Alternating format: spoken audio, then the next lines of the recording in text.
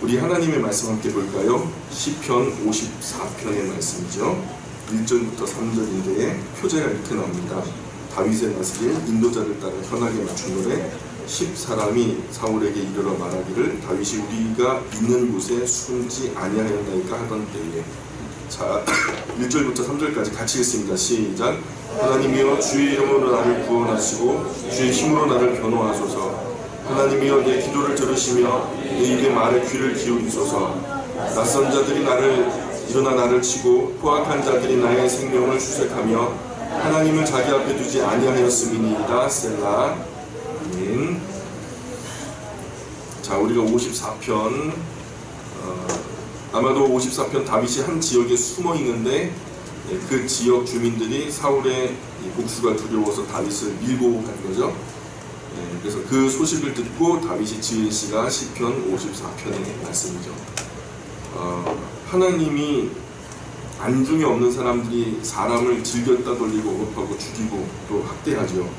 사울도 지금 하나님이 안중에 없어요. 지금 중요한 것은 자기의 왕비가 다윗 때문에 위태하게 될지 모른다라고 하는 위기감, 그것 때문에 다윗을 기필코 정치적으로 제거해야 된다.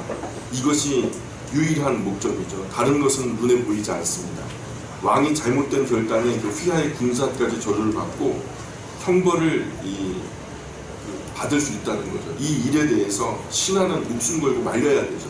하나님 앞에 불의한 일들에 대해서 왕의 일에 합세할 때는요, 같은 벌을 받는 거죠. 그것이 불의함에도 불구하고 왕의 명령이기 때문에 어쩔 수 없이 나는 했습니다 라고 할 때 그 면죄부가 되지 않아요. 이게 내가 양심상 바라봤을 때 상관이 명령을 할지라도 그게 옳지 않은 것이 내 양심으로 고백이 된다면 여러분 그것은 내가 불복해야 돼요. 왜냐하면 사람은 틀릴 수 있거든요. 사람은 그것이 잘못된 판단을 할 수 있거든요.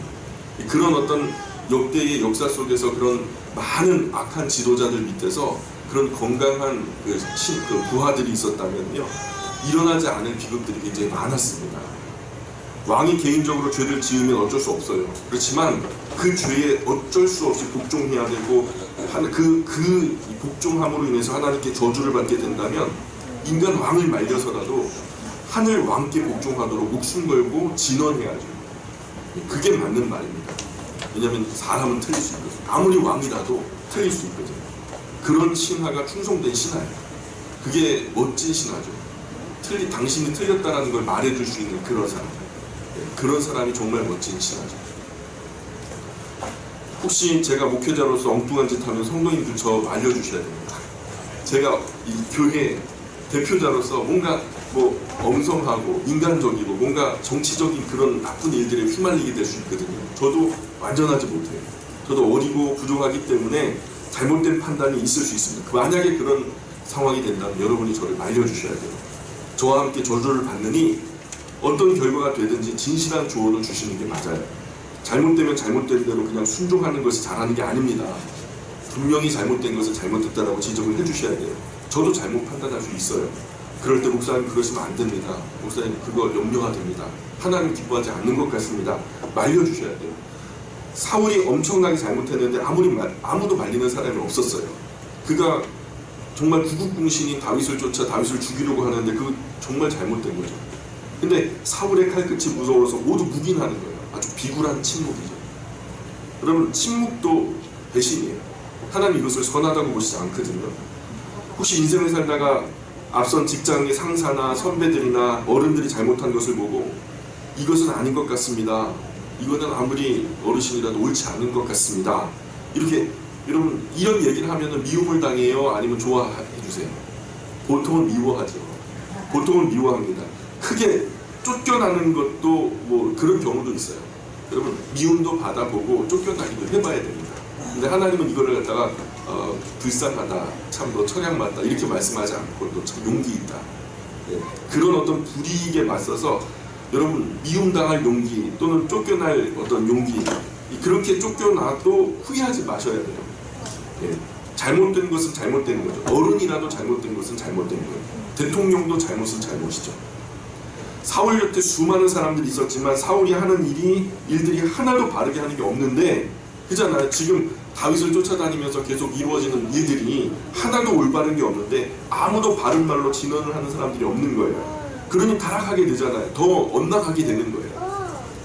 옛날 선지자들이 목숨 걸고 왕의 잘못 지적했다가 목이 달아나는 경우 많잖아요. 여러분, 우리나라 이조 시대에도 사육신이라는 그 사람들이 있었잖아요. 그죠? 왕 잘못하셨습니다. 아무리 그냥 뭐 해도 이건 잘못한 건 잘못한 겁니다라고 상소문을 올릴 때는 목숨 걸고 올리는 거예요. 왕도 인간이기 때문에 잘못할 수 있는 거거든요. 왕보다 큰 나라의 안위를 진심으로 생각하는 충신한 충성된 종들만이 목을 내놓고 왕에게 진언할 수 있는 거죠. 오해 없기를 바래요. 제가 왕이고 여러분이 신하라는 얘기가 아니에요. 우리 하나님이 왕이시고 우리가 신하거든요. 근데 인간 지도자들이요, 모르긴 몰라도 우리가 알지 못하게 그냥 리더십이 생겨요. 많은 사람들 속에 세 사람만 돼도 그 중에는 리더십이 생겨요. 그런 것에 대해서 우리가 바른 말을 해줄 수 있어야 된다는 거죠. 오늘 우리 주님의 몸된 공동체는 목사 혼자서 이끌고 가는 공동체가 아니죠. 여러분, 우리가 하나 된 것을 나누면서 추진할 만한 가치 있는 일은 없어요. 우리 마음속에 혹시 누구를 향해서 원망이 되거나 아픔이 되거나 상처가 되거나 그럴 때요, 여러분, 그 추진하는 일들을 갖다 멈춰버리시길 바래요. 그 일은요, 가치가 없어요.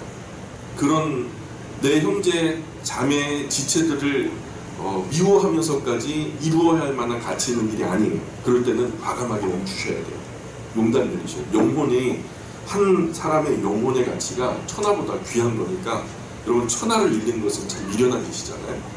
아무리 우리가 추진하는 일들이 옳고 바르다 할지라도 무엇보다도 영혼이 상실되어지는 일들 앞에서는 우리가 교회적으로도 공동체적으로도 멈출 수 있는 용기가 있어야 돼요. 네. 모두 우리가 함께 이루어가야 되는 거죠. 결국 잘못된 사울의 결정에 아무 생각 없이 맹목적으로 복종했던 사람들은 같이 벌받아 마땅하죠. 뭐 핑계할 수 없어요. 그들이 뭐 왕이 시켰기 때문에 어쩔 수 없었어요. 여러분, 그 왕이 시켜도 잘못된 건 잘못된 거예요. 인간의 도리와 양심상 우리가 윗사람이 시키는데도 불구하고 잘못됐다는 것이 양심에서 호소를 해요. 그것을 무시하고 모든 책임을 갖다가 리더에게 넘기고 나는 아무 책임이 없다. 천만의 말씀입니다. 여러분, 독일 분들이 전범의 나라가 돼가지고 전범 재판하는데 아직도 지금 그 전범 재판이 이루어지고 있어요. 전쟁에서 수많은 사람들을 학대하고 막 가스실에서 막 죽이고 했던 그런 것들이요, 지금이 몇 년이 지났는데 지금도 그 전범들을 잡아가지고 학대를 하는 거예요. 최근에 95세 된 할아버지인가요? 그분한테도 또 그 당시의 나치의 어떤 장교로서 당신이 아무리 히틀러가 그렇게 시켰다 할지라도 그것에 순응해서 사람을 죽이는 것은 옳지 않은 거다.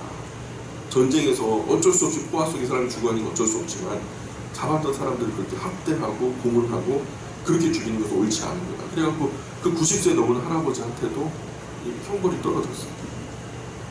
그러면 사람도 그렇다면 하늘 법정은 얼마나 더 엄격하겠어요. 이번에 대통령 파문도 그 지근거리 있었던 사람들이 맹목적으로 눈치 보고 복종할 것이 아니라 잘못된 건 잘못됐다라고 지적을 해주셨어야 됐어요. 여러분, 뭐가 부재냐면 그 주변에 충성된 사람들이 없었기 때문에 부재한 거예요. 아니면 아니라 이 쫓겨날 용기, 진심 어린 진언해주는 사람이 있었다면 지금보다는 좀 나았을 거예요. 여러분, 이집트 파라오가 잘못해서 하나님께 대들었죠. 근데 파라오의 장자만 죽었습니까? 그죠? 여러분 기억나세요? 출애굽할 때 하나님이 야, 내 백성 보내라 그랬는데 파라오가 보냈어요, 안 보냈어요? 10번이나 안 보내요. 안 보내고 안 보내요. 근데 여러분, 그러면 파라오가 네가 모든 전권을 가지고 있으니까 네가 안 보냈으니까 너만 죽어라 그러면서 파라오의 장자만 죽였습니까? 아니에요. 애굽 안에 있었던 모든 사람들, 그들이 처음 난 장자들 다 죽었고, 심지어는 육축의 새끼들 중에서도 처음 난 거 다 죽였어요. 연대 책임이죠. 그가 잘못함으로 우리가 다 문제가 될 수 있어요. 여러분, 아담 한 사람의 범죄로 인해서 모든 인류가 죄 아래 태어나고 죄성을 가지고 사는 것처럼, 여러분, 우리가 연대 책임이라는 게 있어요. 대표성이죠. 우리 대한민국이 이제 올림픽 할 거예요. 동계올림픽 평창에서 하잖아요.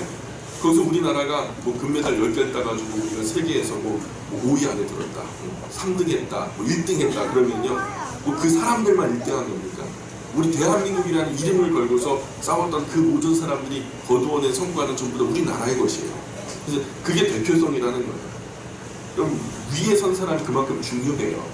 그렇기 때문에 그 위에 사람이 똑바로 되기 위해서 우리가 첫 번째는 기도도 해야 되겠지만, 기도와 더불어서 잘못된 것에 대한 우려 섞인 이야기들을 우리가 게을리하면 안 되겠어요. 잘못된 것은 잘못됐다라고 지원하고 반드시 말해야 돼요. 그런데 이집트 백성들은 이스라엘 백성들 괴롭히며 같이 즐기고 있죠. 그래서 하나님께서 그들을 치는 것을 망설이지 않으셨어요. 54편 4절 5절 한번 읽어봅시다. 4절 5절 같이 읽습니다. 시작. 하나님은 나를 돕는 이시며 주께서는 내 생명을 붙들어 주시는 이신이이다. 주께서는 내 원수에게 악으로 갚으시리니 주의 성실하심으로 그들을 멸하소서. 예, 다윗은 그저 자기 앞에 펼쳐지는 악에 대해서 기도할 뿐이죠. 자기가 직접 하나님께 기름 부음 받은 자를 대적하지 않겠다라는 것이 다윗의 원칙이에요. 나도 하나님께 기름 부음을 받았는데, 하나님께 기름 부음 받았으면 누가 세우신 거죠? 하나님이 쓸 일이 있으셔서 세우셨다는 거예요. 그러면 그 쓸 일이 있어서 세운 그 사람의 주인은 누구냐? 그 사람의 주인은 하나님이라는 거예요. 그러니까 하나님이 세우신 그 사람을 내가 폐위할 수는 없는 거예요. 그러니 하나님께서 폐위하면 하시더라도 내가 손대는 일은 없어야 되겠다라는 그것을 원칙으로 생각하고서, 그가 사울을 죽일 수 있는 여러 번의 기회가 있었지만 그렇게 하지 않았어요. 원칙을 지켰죠. 그러면서도 오늘 기도는요, 여러분, 사람이 힘들고 어려우면요, 원칙은 원칙대로예요. 그러나 마음은 마음대로죠. 그래서 지금 그런 원칙이 다윗에게 포기된 것은 아니지만, 오죽이나 힘들고 괴로우면 악한 자가 좀 망하게 해달라고 하나님께 기도를 하는 거예요. 하나님 망해버렸으면 좋겠습니다. 그 말은 뭐예요? 죽어버렸으면 좋겠다는 거죠. 하나님, 그 사람이 죽어버렸으면 좋겠어요. 그런 마음이 여러분 들 때 있어요, 없어요? 그런 마음이 들 때가 있어요. 그런 마음이 들 때가 있어요. 차라리 죽어버렸으면 좋겠다고, 저 악한 것들이 죽어버렸으면 좋겠다고 그런 마음이 들 때가 있지만, 마음은 어쩔 수 없어요. 마음은 우리가 죄성으로 태어난 사람들이기 때문에 마음이 드는 거에 어쩔 수 없지만, 여러분, 그러나 우리가 그것을 실천하고 되겠어요, 안 되겠어요? 그거 안 돼요. 우리의 원칙이 있고 드는 마음이 있어요. 우리 머리 위로 새들이 날아다니는 거 뭐 막을 수 없죠. 근데 그 새들이 우리 머리 위에 둥지를 트는 것을 막을 수 있잖아요. 그렇죠? 그 원칙과 마음에 관한 이야기예요. 6절 7절 같이 읽어보겠습니다. 시작. 내가 낙헌제로 주께 제사하리이다. 여호와여 주의 이름에 감사하오니 주의 이름이 선하심이니이다. 참으로 주께서는 모든 환난에서 나를 건지시고 내 원수가 고통받는 것을 내 눈이 똑똑히 보게 하셨나이다. 예, 결국 다윗의 불의한 환경 속에, 참 어려운 환경 속에 참고 끝까지 원칙을 어기지 않았어요. 마음은 많았지만, 그죠? 머리 위로 날아다니는 새들처럼 자기 마음에 정말 악한 자가 죽어버렸으면 좋겠습니다 하면서 막 그런 어떤 마음속에 떠오르는 악한 마음들은 많았지만, 결국은 참고 끝까지 그 원칙을 고수해내서 하나님께 의를 지켜요. 그러나 사울 같은 경우는 끝까지 악을 행하죠. 예, 결국 망하게 되는 것을 다윗의 눈으로 보게 됩니다. 55편으로 건너가 볼까요? 55편. 다윗의 마스길 인도자를 따라 현하게 맞추는데, 55편은 지금 이 시절에 지금 시편들이요, 전부 다 다윗이 가장 힘들었던 때 쓰여진 시편들이에요. 우리가 조금이 아니라 많이 힘들면 어떤 생각이에요? 조금 힘들면은 그냥 그런데, 많이 힘들면요, 현실적인 생각을 하다가 답이 안 나오면 여러분 어떻게 되면 이 세상을 초월해요. 염세주의자가 되어버려요. 그죠? 이 세상이 어떻게 변화될 수 없을 것 같으면 완전히 그냥 허무한 마음으로 완전히 마음속에 내 용량을 벗어나는 엄청난 힘겨움이 찾아올 때면요, 예전에 우리 유행가 가사 중에서 나는 한 마리 이름 없는 새가 되어 날아가리라 막 그런 노래가 있었거든요. 그런 것처럼 차라리 나는 한 마리 새가 되었으면 좋겠다. 이 모든 환경들을 벗어나서 초월하고 싶다는 거예요. 그래서 현실을 벗어나 어디론가 홀홀 날아가 버리고 싶다. 아무도 없는 들판으로 그냥 날아가 버리고 싶다. 아유, 사람들 보는 것도 너무 스트레스가 되고, 그 사람들을 만나고 얘기하는 것도 스트레스가 되고, 여러분 그런 생각 들 때가 있어요, 없어요? 그런 생각이 들 때가 없으면 여러분 하나님께 감사하세요. 참 행복한 삶을 사신 거예요. 여러분 그런 생각을 한 번이라도 하시는 분이 있으면 여러분 더 감사하세요. 하나님이 그 위기와 고난을 통해서 더 가까이 하게 하시는 은혜를 경험하셨으니까.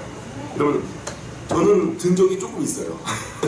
아, 새가 돼가지고 날아가 버리고 싶다 막 이런 생각이, 다윗도 진짜 힘든 경우가 있었던 것 같아요.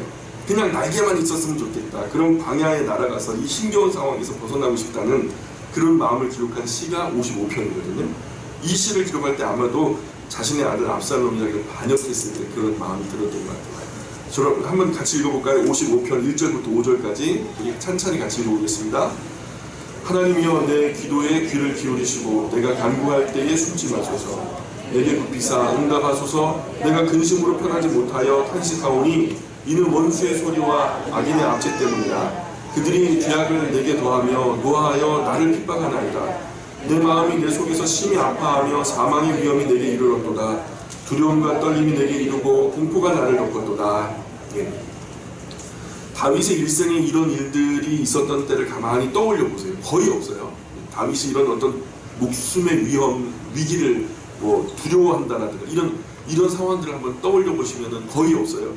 그래서 저는 이제 아들 압살롬이 자기에게 칼을 들고 덤빌 때 이런 고백을 했다고 예상을 해볼 때 이후에도 그런 이야기가 계속 나와요. 6절 7절 같이 읽어볼까요? 6절 7절 시작. 나는 말하기를 만일 내게 비둘기같이 날개가 있다면 날아가서 편히 쉬리로다.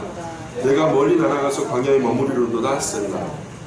여러분, 사람들이 우리를 사랑하고 존경하고 관계 좋을 때는 잘 모르지만, 그런데 무언가 관계 속에서 갈등이 시작되고 어려움이 겹치다 보면은 모든 사람들이 나를 괴롭히는 사람으로 인식돼버려요. 그냥 막 사람이 나를 쳐다만 봐도요, 그냥 아무 생각 없이 쳐다보는데도 내가 생각할 때는 내가 또 어떤 흉 잡힌 건 없나, 흠 잡힌 건 없나, 이런 생각이 들 때가 있거든요. 그러면 사람들을 피하죠. 사람들을 보기가 싫어요. 세상을 향해서 등을 돌려버려요. 상처받은 거죠. 여러분, 그런 경우에는 상처받은 거예요. 사람이든 세상이든 어떤 사건이든 상황이든 간에 그런 큰 상처 때문에 내가 그런 것들을 피하고 싶은 거거든요. 아프게 하는 것과는 멀어지는 것이 우리의 본능이에요. 나를 힘들게 하는 것으로부터 멀어지고 싶은 것이 우리의 본능이에요. 여러분, 하나님께서 우리에게 속한 우리 속에 창조하신 고유한 방어 기제가 그렇게 작동을 해요. 혹시 이런 상황이 되면은 다른 것이 중요한 게 아니에요. 일단 딱 놓고 쉬셔야 돼요. 옆에 계신 분들한테 얘기해 주세요. 일단 딱 놓고 쉬세요. 시작. 예. 상처가 아물 때까지 조금 이기적으로, 예. 다른 사람들이 볼 때 너는 너무 너만 생각해. 그렇게 비춰질지라도요, 여러분, 상처받고 힘들고 사람들이 미워지고 막 그냥 세상을 등지고 싶고 막 이런 생각이 들 때요, 모든 걸 다 내려놓고 쉬셔야 돼요. 목숨이 일보다 귀중하거든요. 여러분, 자기를 위로해 줘야 돼요. 네, 상처가 아물 때까지 사람들이 바라볼 때 좀 이기적인 모습으로 비춰질지라도 자기를 위로해 주고 허용해 줘야 돼요. 죄만 아는 이상 다 해주셔야 돼요. 에이, 목사님, 그럴 시간이 어디 있어요? 맞아요. 시간이 없죠. 네, 시간이 없어요. 자기를 위로하고 상처가 아물 때까지 기다려줄 세상이 아니거든요. 세상은 우리 보고 계속 엉덩이 때리면서 나가서 이래! 막 그러잖아요. 그럴 세상이 아니에요.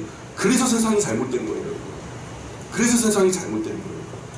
그래도 세상은 계속되고 살기는 살아야 되는 거 아닙니까? 그래서 내려놔야 할 것이 있어요. 내려놔야 할 것이 있어요. 이거 다 지고 못 가요, 여러분.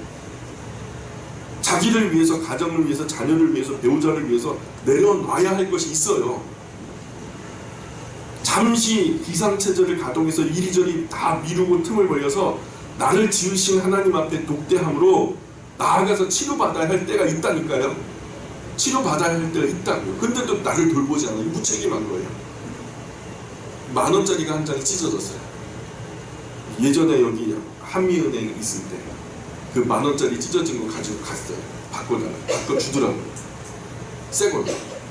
새 배로. 왜냐하면 한국조폐공사, 한국은행 산하의 기관이다 보니까 거기서 새 것을 계속 그냥 받아가지고 이게 틀림없이 있다는 것만 확증되면요, 새 걸로 바꿔줘도 아무 상관없거든요. 그러니까 제가 10,000원짜리 지폐 찢어졌는데 은행 갖다 주니까 새 걸로 바꿔주더라고요. 그럼 우리를 지으신 분이 누구세요? 하나님이시죠. 그럼 누구 앞에서 새로워질 수 있을까요? 우리를 지으신 하나님 여호와 앞에서 새로워질 수 있어요. 그분 앞에 깨어진 마음, 찢어진 심령 다 내려놓고, 하나님, 나 이래요. 나 정말로 힘들어요. 이런 여러분 마음 자체를 내려놓다 보면요, 그게 말처럼 그렇게 쉽게 이루어지는 일이 아니라는 건 잘 알아요. 그래도 해야만 하는 일이에요. 꼭 해야만 하는 일이에요. 마음이 흐르는 그 시간이 필요하고 하나님을 바라볼 여유가 필요해요. 그것보다 중요한 일은 세상에 없어요. 여러분, 그 이후에 분주하게 분유하게 행하는 일들이요, 인생에서 의미를 달아보자면 별로 의미 없는 일들이 많아요. 2018년 벽두에 우리가 각자 그 놀라운 은혜의 시간들이 있었으면 좋겠어요. 우리 스스로가 하나님 앞에 독대하고 나를 내려놓고 존재적으로 내가 망가진 부분들을 겸비하는 시간들이 있었으면 좋겠어요. 우리가 하루 동안에 쌓인 피로는요, 잠을 자면서 리셋하죠. 그냥 간단하게 리셋만 하면 돼요. 한 10시 여간에서 너무 피곤하다 그러면 한 10시 정도 잠들어가지고요, 다음날 한 8시까지 한 10시간 잡아주면요, 모든 피로가 사실 풀려요. 근데 그래도 풀리지 않는 것들이 있어요. 그게 세월의 때처럼 켜켜이 쌓이는 것들이 있어요. 이런 것들은요, 포맷을 해버려야 돼요. 이 포맷이 뭐냐면, 포맷은 다 내려놓고 나를 지으신 그분 앞에 독대함으로 내가 완전히 리프레시 되는 거예요. 그런 시간들을 우리가 가져야 해요. 세상이 그런 시간을 주지 않더라도 우리가 만들어서 그런 시간을 가져야 해요. 여러분, 성경이 안식일이 괜히 있는 줄 아세요? 안식년이라는 게 괜히 있는 줄 아세요? 은총에 대해 희년이라는 그런 개념이 49년이나 50년째 되는 그런 어떤 희년이라는 개념이 괜히 있는 줄 아세요? 우리를 지으신 하나님께서 만드신 원리예요. 우리에게 그런 쉼이 필요하다는 거예요. 아멘 합시다. 다윗도 사람마다 나를 괴롭게 하는 사람들 뿐이라는 거죠. 할 수만 있다면 날개를 펴고 날아올라가지고 그냥 사막, 아무도 사방으로 바라봐도 아무도 보이지 않는 그 사막 가운데 혼자 살았으면 좋겠다는 거예요. 다윗의 마음이 얼마나 어려웠으면 이런 말 하겠어요. 근데 다행히도 오늘 이 시편이 기록된 것은 이 시편 가운데 하나님께 나아갔다는 거예요? 안 나아갔다는 거예요? 예, 나아갔다는 거예요.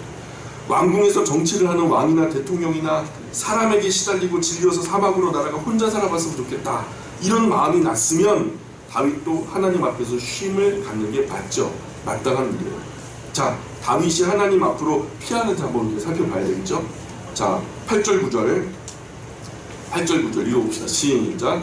내가 나의 피난처로 속히 가서 폭풍과 광풍을 피하리라 하였도다. 내가 성내에서 강포와 분쟁을 보았사오니 주여 그들을 멸하소서, 그들의 혀를 잘라버리소서. 예. 압살롬이 그의 그 따르는 수하들과 더불어서 다윗을 향해서 반란을 일으키고 성 안에 엄청난 강포, 그죠? 다윗을 따르던 모든 신복들을 막 때리고 죽이고 막, 그리고 서민들, 백성들을 갖다 막 짓밟고, 그런 것을 보면서 아마 피난을 했던 것 같아요. 마지막에 봤던 그것이 너무 비참한 거죠. 그 기억들을 되살리면서 그것들이 사실 다윗을 가장 아프게 하는 거니까 그 마음 그대로, 깨어진 마음 그대로, 상처난 마음 그대로, 찢어진 마음 그대로 하나님께 나아가서 내가 하나님께 피합니다. 하나님 당신은 나의 피난처십니다 하면서 다 쏟아놓는 거예요. 다 쏟아놓는 거예요. 여러분, 성은 왜 만들어요? 성은요, 평소에는 성 바깥에서 나가서 농사 짓고 열심히 일하다가 적이 만약에 혹시 쳐들어오면 성 안으로 피하는 거죠. 성 안에 들어와서 피해요.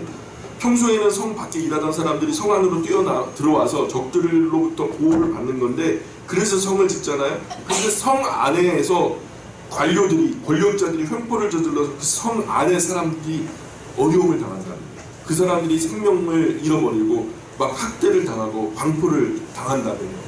여러분, 그것이 얼마나 끔찍한 일이겠어요. 가장 안전하다라고 하는 성 안에서 그런 잔혹한 일들이 벌어진다면 어떤 기분이겠어요. 인류 역사 속에 지금까지 사람이 죽은 것을 소급해서 역사를 가만히 통계낸 것들이 여러 차례 나오는데요. 그것들을 보니까 외적으로부터 인해서 전쟁 때문에 죽어간 사람들보다요, 내부 권력자들의 횡포로 인해서 죽어간 서민들이 더 많아요. 그러니까 다시 말해서 다른 전쟁, 다른 나라와 다른 나라끼리 전쟁을 해가지고 그 사이에서 죽은 사람들보다도 자국 안에서 보호해야 할 왕이나 어떤 리더들이요, 횡포를 저질러가지고 죽어간 사람들이 더 많다는 거예요. 전쟁에 죽은 사람보다. 여러분, 만약에 교회가 그렇다면요, 영적으로 아주 풍성한 물과 꿀을, 영생의 물과 꿀을 제공해야 할 교회가 그 영혼을 갖다 짓밟는 자리가 된다면 어떻게 되겠어요? 여러분, 세상에 아무리 큰 풍파가 온다 할지라도 가정만은 아름다운 가두리가 돼야 되는데, 우리 자녀, 우리 아내, 우리 남편, 이곳에서 리프레시하고 정말 편안하게 무장해제하고 쉴 수 있는 정말 무균실과 같은 그런 공간이 가정이어야 하는데, 여러분 가정 안에서 엄마 아빠가 학대자가 되고 자녀가 강포자가 되면 되겠어요? 오늘날의 그런 포도원을 허무는 여우들처럼 몰래 들어와서 악한 사탄이 공격을 하는데요. 어디를 공격하냐면 손상돼서는 안 되는 가장 이상적인 가치를 공격해요. 교회를 공격하고 가정을 공격해요. 사탄의 공격으로 적들의 공격보다 더 끔찍한 일들이 흔히 일어나는 세상이 우리 시대가 되어버렸어요. 오죽이나 살기 힘들면 자기나 살지 말지. 애들은 왜 죽여요? 그 실화로 그렇게 불이 난 거예요. 제가 볼 때는 불 지른 거예요. 술잔 기울일 때부터 나는 이제 살기 싫다, 얘네들 귀찮다, 그래가지고 마시기 시작한 거예요. 무슨 얘기 하는지 아시죠? 성이라는 것은요, 우리가 외부적으로부터 보호받기 위해서 만든 성, 용도대로 쓰셔야죠. 이놈 죽여야 되겠는데 도망갈까봐 그 성 안에 가둬놓고 죽이면 되겠어요. 성 안에서 악이 많이 자행되니까 기가 막힌 일이에요. 그래서 다윗이 그들의 혀를 잘라버리죠. 이거 너무 잔혹한 말이잖아요. 원래 말의 의미와 멀어진 말이죠. 원래 말은요, 뭐라고 말하냐면 그들의 말이 혼란스럽게 나누어지게 해주십시오, 이렇게 말했어요. 원어상으로는 그들의 말이 혼란스럽게 나누어지게 해주십시오. 여러분, 바벨탑을 쌓다가 하나님께서 언어를 흩으시니까 그들이 바벨탑을 마저 쌓았어요? 아니면 쌓다가 중간에 다 나눠져 버렸어요? 그죠? 말이 나누어 버리니까 그들이 도모하는 악한 일들이 다 허물어지는 거죠. 여기서 말하는 게 다윗은 그들이 계획하고 말하는 것들이요, 아마도 아히도벨을 두고 말하는 것들, 그 책사, 모략가, 굉장히 똑똑하고 젊은, 추진력이 강한, 그래서 다윗이요 다른 사람 때문에 두려워하지 않는데요, 그 아히도벨이 모략이 두려운 거예요. 그들의 그 어떤 모략들이 분열이 돼가지고 흩어져서 이루어지지 않게 해달라고 기도를 하는 거죠. 악한 저들 안에 서로 분열이 돼가지고 그 악한 책동이 좀 흐지부지 됐으면 좋겠다, 이렇게 말하는 거죠. 55편 10절 11절 읽습니다. 시작. 그들이 주야로 성벽 위에 두루다니니 성중에는 죄악이 있으며 악독이 그 중에 있고 압박과 속임수가 그 거리를 떠나지 아니하노라. 보호받아야 될 성 안에서 오히려 사람들이 모진 박해를 받는 지옥 같은 곳이 된 거죠. 피난처가 아니라 온갖 악행과 비참이 머무는 지옥 같은 감옥이 되어버린 거예요. 도망갈 수도 없고. 12절에 보니까, 여러분 12절 13절 읽어주세요. 시작.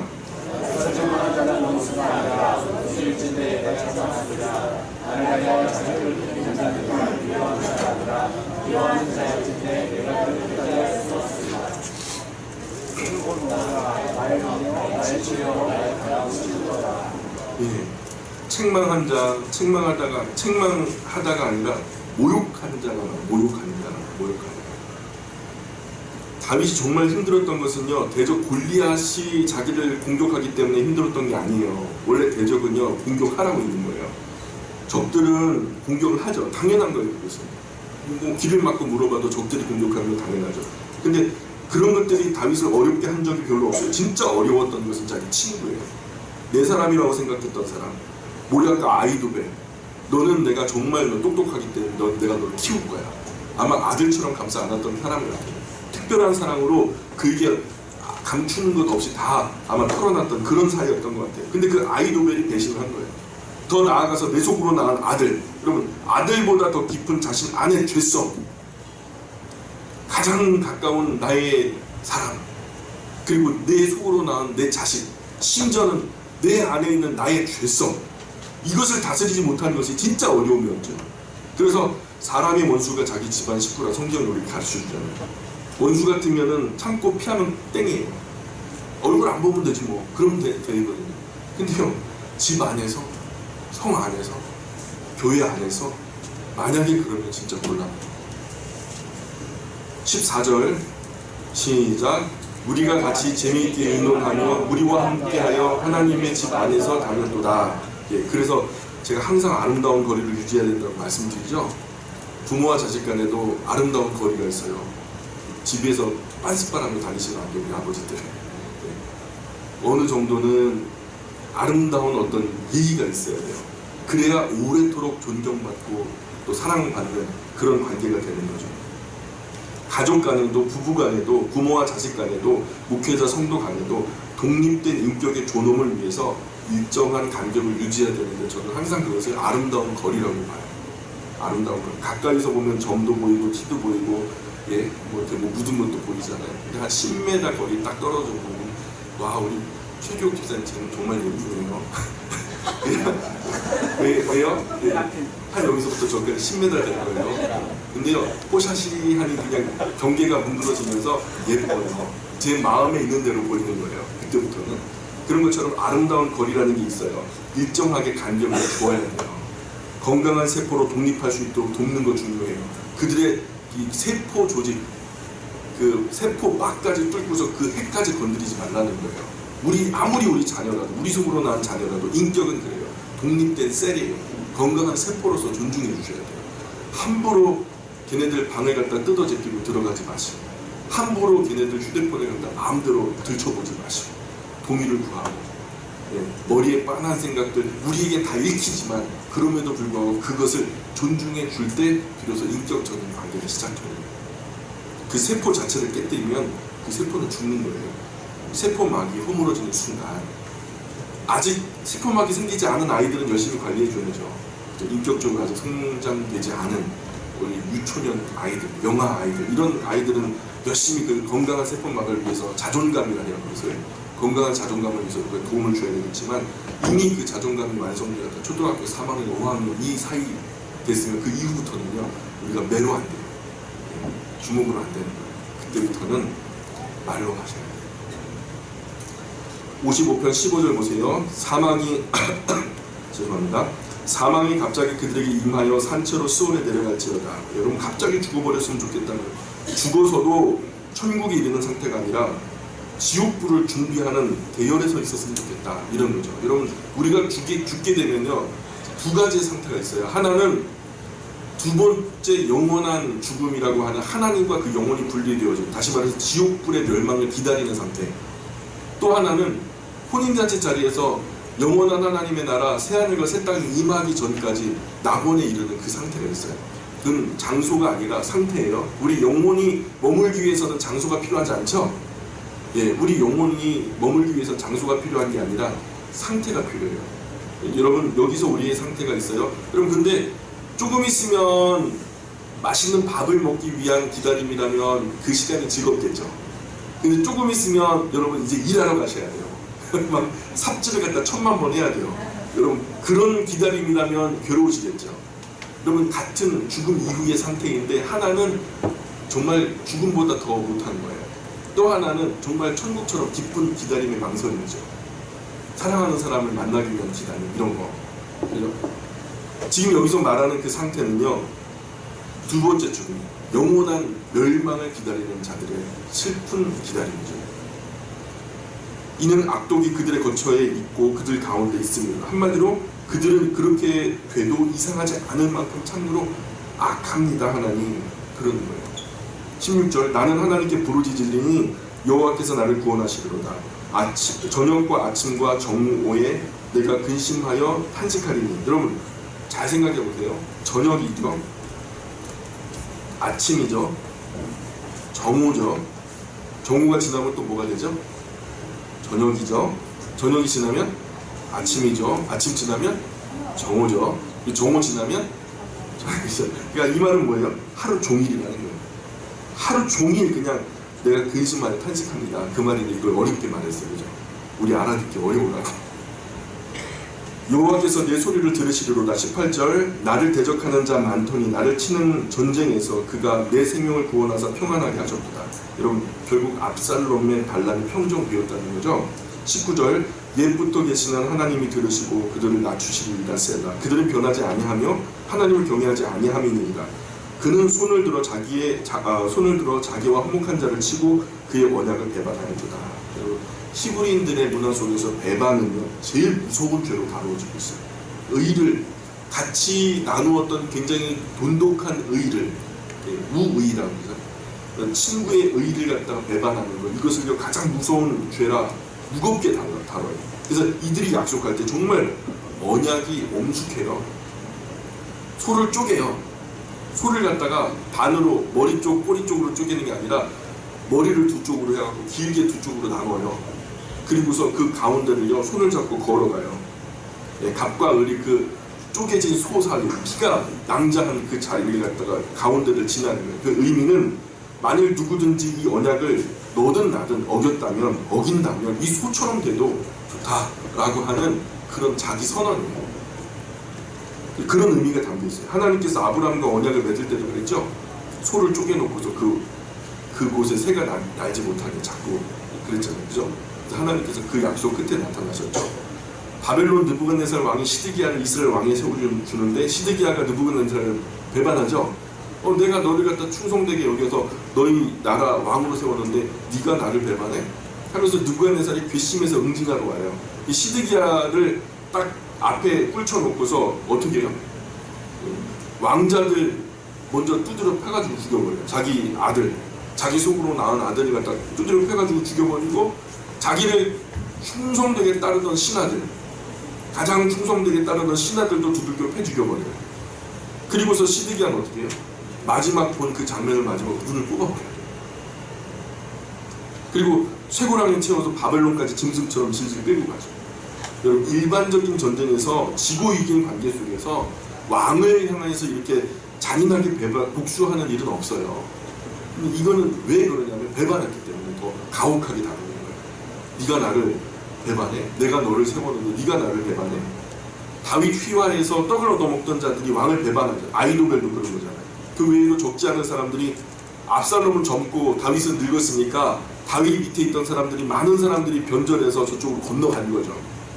다윗 생각에 저 사람은 결코 변절할 사람이 아니야 라고 예상했던 사람들이 다수 압살롬 쪽으로 기울어졌던 것을 목격한 거죠. 그럼 그 배신감은 얼마나 크겠어요.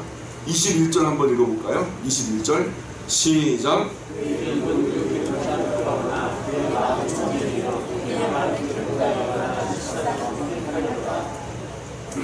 아이도벨이 그렇게 페이크 전략이에요. 페이크 전략, 속임수, 능수능란했던 것 같아요. 이쪽을 치고 저쪽을 때리는, 겉으로 친한 척하다가 뒤로 돌아서 뒤통수 때리는. 오늘 그 북한이 우리나라를 향해서 자꾸 이제 평화, 이제 통일에 관한 어떤 기획 이런 것들 자꾸 하고 뉴스에서 그것이 연일 보도될 때마다 정말 기분이 좋아요. 야, 이러다가 진짜 통일되면 정말 멋지겠다. 그럼 부동산 값 싹 내려가는 거예요. 북한 땅이 다 우리나라 땅이 되는 거예요. 저 백두산 능선까지. 그러니까 부동산 여기 이 조그만 곳에서 우글박작하지 마시고요. 통일되면요 한 30년 정도는 이제 안착되어진 기간이 돼요. 근데 우리는 믿음으로 한 3년만 보죠. 그리고서는 북한 땅 더 이상 이렇게 바뀔 것 같지 않으면요 우리 그곳에다 한번 크게 예배당 짓고 그냥 그 주변에서 옹기종기 모여서 아파트로 들어가지 마시고 단독주택 짓고 들어가죠. 네? 그러면 정말 멋있을 것 같아요. 자, 그런데 북한이 역사적으로 가만히 보니까 항상 겉으로는요 평화주의를 손을 대밀어요. 6.25 때도 그랬잖아요. 평화회담을 갖다가 겉면에 내놓고 뒤에서는 또 전쟁을 준비했잖아요. 러시아로부터 탱크나 많은 재래식 무기를 갖다가 다 공급받아가지고 6.25 때 얼마나 우리가 황당했어요. 역사가 우리 가르쳐주는 거예요. 우리가 정말 기도해야 될 때가 있다면 지금 우리가 지금 올림픽 때문이라도 여기가 보안이 굉장히 필요하기 때문에 정말 우리가 예의주시하면서 경찰 병력 또 군사 병력 전부 다 초집중된 건 사실이죠. 근데 이상하게도 미국의 그 해군 병력의 60%가 우리나라에 밀집되어 있어요. 과포화 상태예요. 일본에도 그 필리핀 그 군도 쪽에도 미군의 병력이 자기 나라 그 방어가 거의 안 될 만큼 병력을 갖다가 이상하게 많이 한반도 주변에 포진을 시켰거든요. 여차하면 전쟁이 나도요 충분히 전쟁을 치를 수 있을 만큼 필요 충분하게 화력들을 지금 모아놓은 상태예요. 좀 무섭죠. 두려운 것이 사실이에요. 저도 사실 두려워요. 그 뉴스를 볼 때 야 이거 좀 예쁜 그림은 아닌데 싶은 거죠.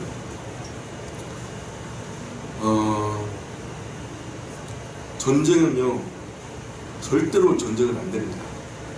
처음에는 좋은 명분으로 전쟁을 시작해요.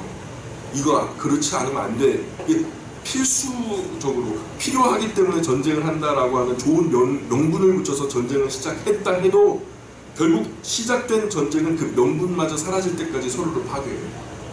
명분 자체가 사라질 때까지 파괴. 역사의 전쟁은 다 그랬어요. 전쟁은 모든 것을 지워버려요. 그 심지어는 그 명분까지도 지워버려요. 싸우다 보면 진실은 사라지게 돼요. 온 세상은 이기기 위해서 수단 방법 안 가리거든요. 그러나 우리 그리스도인들 질 때 지더라도 수단도 가려야 되고 방법도 가려야 되잖아요. 옳지 않은 방법으로 이긴다면 우리가 이겨야 할 이유가 없는 거잖아요. 그렇게 이기더라도 결국은 지는 거예요. 하나님이 그렇게 평가하지 않으실 테니까. 상대는 수단 방법 안 가리고 강목 들고 돌멩이에 그냥 화염병까지 들고 나와요. 연차하면 불질러 버리겠다는 거죠. 사람들의 논리는요, 전쟁은 무조건 이기고 봐야 돼요. 전쟁 역사는 이긴 자의 것이야. 막 그러면서 승자편에서 저 역사는 해석되잖아요. 언제나. 그런데 하나님은 승자편에서 해석하지 않으세요. 만일 하나님께서 역사를 승자편에서 해석하셨다면 예수님 어떻게 되겠어요? 예수님은 괜한 죽음 당하시는 거예요. 우리 그리스도인들 싸울 때 싸우고, 여러분 싸울 때 기도하고 싸우잖아요. 능력받아 싸우고 금식하고 싸우고 은사받아 싸우고 말이에요. 우리 싸움 잘해요. 하나님이 도우세요. 또. 그러나 또한 그리스도인의 싸움의 수단은 우리가 가려져야 돼요. 방법도 가려져야 돼요. 질 때 지더라도 깨끗하게 져야지. 수단 방법 안 가리고 이기려 하면요, 그것은 결국 그 싸움에서 이긴다 해도 승리의 열매는 사탄의 것이죠. 우리 인간성, 인격 다 내려놔야 됩니다. 다윗에게도 이런 전쟁의 원칙이 있어요. 그런 전쟁들마다 큰 위기도 있었지만 다윗은 절대로 전쟁을 함에 있어서 자기 원칙을 포기하지 않아요. 아까도 말씀드렸지만 기름 부음 받은 자를 때리지 않는다든가 아니면 치사한 전략을 사용하지 않는 거죠. 우리 그리스도인들은 그 입술이 우유 기름보다 더 미끄러운 사람들. 우유 기름이 뭐죠? 버터. 우유를 갖다 정제해가지고 기름을 짜내가지고 이렇게 고체로 만든 게 버터잖아요. 버러. 여러분 말을요 진짜 매끄럽게 잘해요. 이런 사람들 조심하세요. 그들의 목적은 결국 우리가 무너져 주저앉아 우리 입술로 하나님 없어 라고 할 때까지 그들은 우리를 쪼아대는 거예요. 그런 사탄과 그 수하의 귀신들이 사주당하는 것 같은 그 인간 무리들이요, 자신들이 무슨 짓을 하는지 알지도 못하고 그리스도인들을 박해합니다. 너 예수님이 있긴 있었어? 예수님이 없다고 주장하는 사람들이 또 최근에 나왔어요. 예수님이 역사 속에 없었다라고 이거 만들어낸 조작이라고 말하는 사람들도 나와요. 역사 기록이 얼마나 많이 남아있고 목격자들의 그 증언들이 얼마나 많은데요. 여러분 정말 사탄이요, 잠깐만 우리가 정신을 한 곳에 팔면요, 우리의 생각 자체를 갖다가 아주 뿌리 근원부터 바꿔놓을 만한 그런 전략들을 지금 막 살피고 있어요. 정신 똑바로 차리셔야 돼요. 55편 22절 23절 시작. 그 짐을 여호와께 맡기라. 그가 너를 붙드시고 의인의 운동함을 허락하지 아니하시리라. 하나님이여 주께서 그들로 하늘의 운동에 빠지게 하시리라. 그를 위하여 숨긴 자들은 그들의 나라를 담고 사지지 못하시리라. 나는 주를 의지하리라. 예, 네 짐을 여호와께 맡기라. 개인적으로 개역 한글판 성경 번역이 좀 더 좋아 보여요. 거기에는요, 개역 한글판 성경에는 네 짐을 여호와께 맡겨버리라. 우리 개역 개정판 성경에는 네 짐을 여호와께 맡기라 이렇게 되어 있는데, 한글판 성경에는요, 네 짐을 여호와께 맡겨버리라 이렇게 나와 있어요. 그럼 맡겼으면 그 짐에 대한 부담조차도 버려야 돼요. 그죠? 맡겨버리는 거예요. 우리 꼬맹이가 어렸을 때 아빠를 신뢰하는가 궁금해서 저 높은 온풍기 위에다 올려놓고요, 이렇게 뒷짐지고 있었어요. 아빠 근데 얘가 막 무섭잖아요. 자기 키보다 훨씬 더 큰 온풍기 올라가 있으니까 뛰어내려 그럼 아빠가 받아줄게. 처음에는요 벌벌 떨면서 못 뛰어내리는 거예요. 근데 뛰어내려 하면서 손을 딱 벌리니까 용기를 내서 한번 뛰어내렸어요. 근데 그 다음부터 심각해졌어요. 제가 안 볼 때도 뛰어요. 아빠 뛴다 그러고 막 달려가고 받아야 되는데, 그러지 마라. 아빠가 어디나 있는 것이 아니에요. 하나님은 안 계신 곳이 없지만 아빠는 없는 데가 있으니까 아빠한테 꼭 있으면 그때 뛰어내리고. 제가 화를 쌓았죠.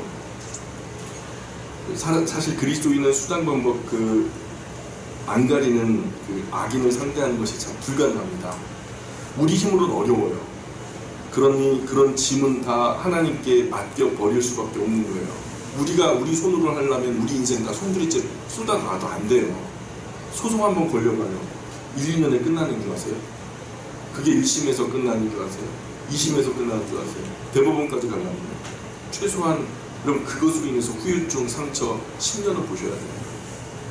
그렇게 10번 시비 걸리면 우리 인생 없는 거예요. 우리 힘으로는 어렵다는 거예요. 그러니 그런 짐은 다 하나님께 맡겨버리셔야 돼요. 우리의 것이 아니라 언제나 결단 하나, 결국 하나. 그럼 베드로도 바울도 결국 모든 염려를 다 하나님께 맡기라고 안내하고 있어요. 이는 주께서 너를 권고하시기 때문이라. 이는 주께서 너를 어드바이스 하시기 때문이라. 그럼 거기 권고가 어드바이스거든요. 하나님께서 너에게 충고해 주실 거야. 우리가 감당할 수 없을 때 따라해 봅시다. 주께 맡깁시다. 주님께 맡깁시다. 가정이 엄청나게 큰 어려움을 만났을 때 어떻게? 주님께 맡깁시다. 자녀가 크게 낭망했을 때 주님께 맡깁시다. 교회가 큰 시험에 들었어요. 주님께 맡깁시다. 언젠가부터 우리가 주님께 맡깁시다. 이것이 많이 줄어들었어요. 과거 우리 어르신들은 야 우리가 할 수 없으니까 하나님께 맡깁시다. 우리는 우리가 할 수 있는 것은 기도밖에 없어요. 그렇게 했잖아요. 주님께 맡기는 것을 못하는 세상이 되어버렸어요. 전부 다 자기가 하는 거예요. 인위적으로. 워낙 기술이 발달되다 보니까 이거 이렇게 하면 돼요. 저거 저렇게 하면 돼요. 다 자기가 할 수 있대요. 다 자기가 하려고 해요. 또. 주님을 못 믿어요. 주님이 뭘 어떻게 하시게요? 모두 우리가 해야 된다고 믿는 거죠. 내가 나서서 해결하지 않으면 안 될 거라고 생각하죠. 그래서 우리가 그 갈등과 시험을 우리 힘으로 어떻게 해보려고 하면 어떻게 돼요? 점점 더 꼬여요. 후유증이 생겨요. 진짜 신앙이 뭐예요? 닥친 어려움 앞에 우리 모든 방법을 다 내려놓는 거예요. 우리가 할 수 있지만 하지 않는 거예요. 그리고 하나님께 맡기는 거, 운전대로 완전히 넘겨드리는 거예요.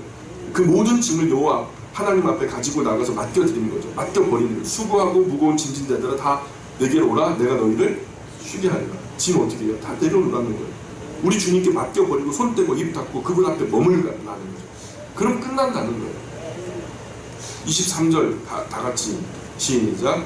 하나님이여 주께서 그들로 파멸의 웅덩이에 빠지게 하시리이다. 피를 흘리게 하며 속이는 자들은 그들의 날에 반도 살지 못할 것이나 나는 주를 의지하리이다.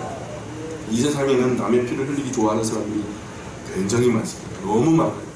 남 속여서 빼앗고 죽이고 나는 부유하게 되고 살려고 다른 사람 죽이고 나는 살고 그런 사람 너무 많아요.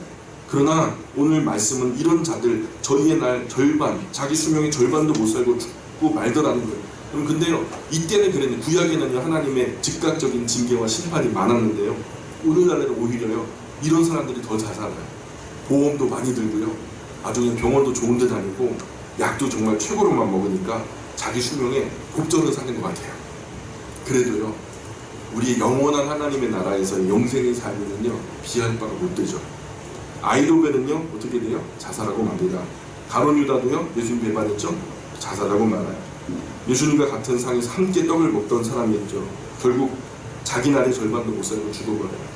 이게 구약 시대에는 그런 모습으로 우리에게 교훈했지만은 우리가 이 시대에 우리가 100년 동안 그가 아무리 정말 아름다운 복을 향유하고 죽더라도 영생의 삶에서는 참 불우하게 살 거예요. 우리도 그런 삶이 되지 않도록 스스로 조심해야 될 점이 있습니다. 나는 주를 의지하리이다. 이게 다윗의 결론이에요. 따라해볼까요? 나는 주를 의지하리이다. 네, 하나님께 믿고 맡겨버리고 끝까지 선하게 세운 원칙 버리지 않고 악한 사람 따라서 악을 행하지 않고 하나님께 끝까지 맡기고 하나님 끝까지 의지하겠노라고 결심하는 것이 위험에 처한 다윗의 자세죠. 그 신앙 고백이죠. 우리가 이런 자세를 배워야 될 줄이 있습니다. 기도할게요. 하나님 아버지 오늘도 위기에 처한 다윗과 그 신앙, 그 대처를 시편을 통해서 살펴보면서 저의 한없이 부족한 인격을 절감했습니다. 우리의 남은 날들 속에도 이런저런 아픔과 어려움이 있다는 것을 우리 잘 압니다. 그저 행복한 시간만 계속되지는 않을 것입니다. 하나님, 두려운 것은 그 어려움 속에 하나님이 없다는 세상 사람들처럼 불신앙의 모습으로 악한 모습으로 반응하게 되지 않을까 걱정이 됩니다. 우리 자신을 못 믿겠습니다. 하나님 주님 우리를 붙들어 주옵소서. 이 악한 우리 자신으로부터 우리 영혼을 지켜 주옵소서. 어려움의 날들이 다윗처럼 오히려 큰 신앙을 증명하는 아름다운 신앙을 고백하는 자리가 되게 하여 주옵소서.